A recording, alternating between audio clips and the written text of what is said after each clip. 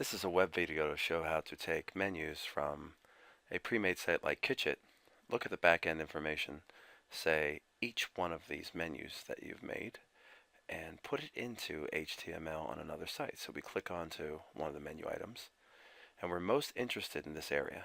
So we can actually right-click, we can look at the image itself, it'll tell us that it's blah blah blah blah blah .png, and we'll go back. Even easier is to inspect the element, and then click this little 3D rectangle called 3D view. And now we can actually see a little bit of the website in there. See how stacked that is? Really, really super duper stacked. So it's very complex to get into there. Let's go back, load the page. There we are. And now we're going to look at the rest of the website. I'm going to try right here, this code, the introduction. The introduction itself is probably right here. There it is. There's the paragraph. Span 46K body. Blah, blah, blah, blah, blah for the HTML. So let's just look at the HTML now. View selection source. That's it. It's inside a span 46K body. So if we also take the entire site and view page source, now we can actually see all this nonsense at the top. All the HTML, etc., etc., etc. So now what we want is span 46. Find span underscore 46. 6. Span 46, left column. So now we have all those images and all those other things. That's what we need. Look at this. Here's the actual menu itself, where you have quinoas, pasta, artisan breads, etc. And look at this, span style 2, style 1, style 3. It's repetitive. And if you go into the CSS code, it tells us that it's blue or it's red. The font for the title is a certain color, as you would see here. It's a certain distance between the fonts. There's a different size for the introduction.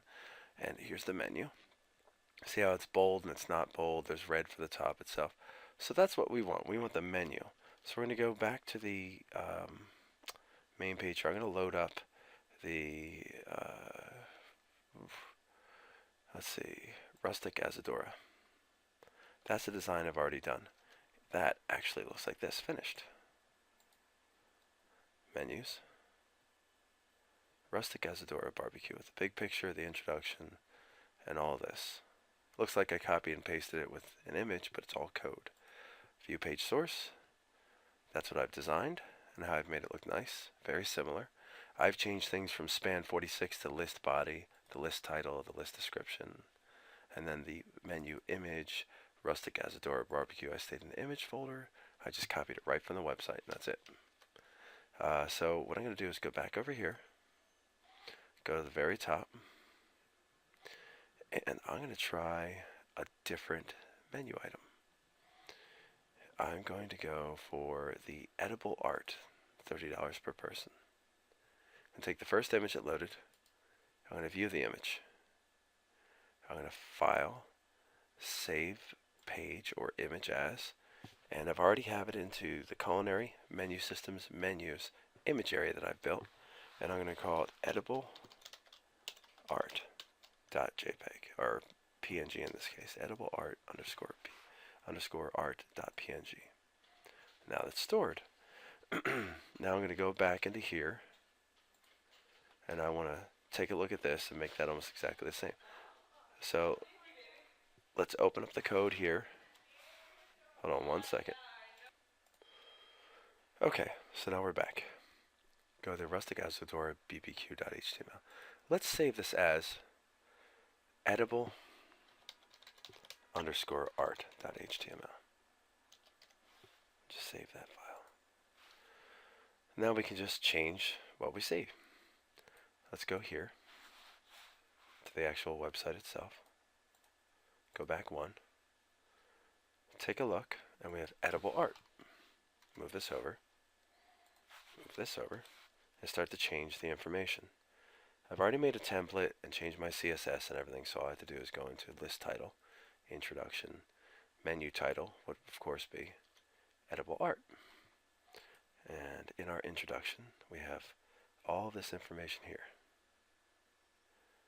Now at first, you might think copying off the web page is good, but what you're not seeing is that all these sentences, the way they're broken up, have been done in HTML. So we need to right click, view page source, and take a look at the actual code for, we need to see selection source. I need to select some text, view selection text, selection source, and there's that. So you might see some BRs, which are breaks for the line breaks and stuff like that. So we're going to take the entire area there. No paragraph or end paragraph, just the code inside. Then I'm going to paste it in here. And instead of, I guess I could use the paragraph. I've done that myself, but that's one gigantic paragraph, which isn't actually right. Well, let's do it anyway. We'll just take the whole thing. Copy that. Paste that into here. Right here. Boom. Now we can save it. Or we can do something even more visible. We can do that. Start the paragraph itself. And then end the paragraph. There. Edible art, HTML. That's been copied. It's done. Now let's take this area, the menu items, and we're going to go down further at the menu items themselves. The menu, it's pretty small. So it's a good example. So I'm going to view selection source itself. There it is, style 1, style 2, span, blah, blah, blah. So we just want the styles inside the menu items. So let's look at the whole code. We're going to look for span 6, span 36. That's the actual menu. It's the way this company designs this stuff. It's different for every menu. So we're going to look at the page source, find span 36, and there's our code right there. Style 1, style 2, etc. That's it right there. I'm going to copy it, put it into here, and that's it. For some of these, I'd like to tab them out so they're in order. And that should be fine. I'll save that. So now we have edible art. Edible underscore art dot HTML. If I went into here and I showed the not the lists, but if I went back to the menu page index, at the very top, I made a menu list.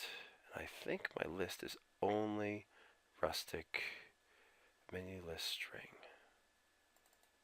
There it is, breaker class. What am I loading? Hold on 1 second. Right here, list string. So I could do a couple of them. And I could use a comma to delineate from one to the next. So the next one would be edible underscore art. In this case, instead of showing you how to do multiple menus, which we'll probably use icons and all the cool art from the other page, you know, rectangles to show it, and then it goes to a page. I'm just going to save that. As edible art, it's going to go through the code and then spit it out through here in the about right side of the design of the website. So now I'm going to go back to here. Here. I'm going to reload. Edible art. See? Look at that. It's almost exactly the same. Now if I maximize it, you'll get a feeling of how it really looks. We don't have the image yet, but I have to change that to the edible art image, which I can do right here. So in here, I'm going to look for that edible art. Hold on. So now we're back here, and you'll see image / rustic Azadora. So instead of that, edible underscore art. That's inside the page edible art. Save it. Let's take a look. There you go. Refreshed, and there's the edible art picture from the actual other website. All these fonts and everything have been taken care of. When I right-clicked, and I'll show you the source, I did something here where I used Google Fonts, and I found the family Dosis, or Dosis, that they use on the website. And I went into menus.css that I built, and I put in the same code, the spacing, the style 1, 2, and 3, and the text sizes, the display, the line height, the color, all that I found actually here by just right-clicking, view the page source, and then I rewrote all the code that I found here on some of the different CSS that's available. It's so complicated and so long that you see. it's better, honestly, this is interesting. You can actually just take something, right click, and inspect element. And on the right side of inspect element, it'll tell you the code, style 2, the other pages that may have overlapped style 2 and what's inside of it. So you take all of it and kind of mesh it together. So you highlight this, and it doesn't copy any of the weird art that's here. You don't, nothing, just the text itself. And then when you paste it in, look what you have. See? So now I can just do style 2, put a bracket, enter the code, do that for the end bracket, maybe tab it out, give it a name. I'll call it menu.css, and inside of here you'll see that I'm calling in my CSS structure of the website CSS menu CSS. And the other stuff defines the other part of the page that you'll see, this other part. So it's almost these modules themselves. Luckily, we found a site that looks good. That's it. And now I'm going to do the rest, and maybe I'm going to make some CSS design and take from them this part where you see all this. So I can just inspect element, look at it in 3D, and figure out what's going on for each one of those. As you can see, very complex and deep, but we can figure that out, what that is, what it's inside of, what each span listing, see? Span 51, top space 2, all that stuff is underneath of it, but each item, we can figure out what's going on inside of it. So that should be all inside of, maybe span 23, let's see what else we got here. Each one probably has a subspan or something. Probably have to reload it so they all show up. That's how I do. I extract all that stuff, and it takes about an hour or two. And that's it.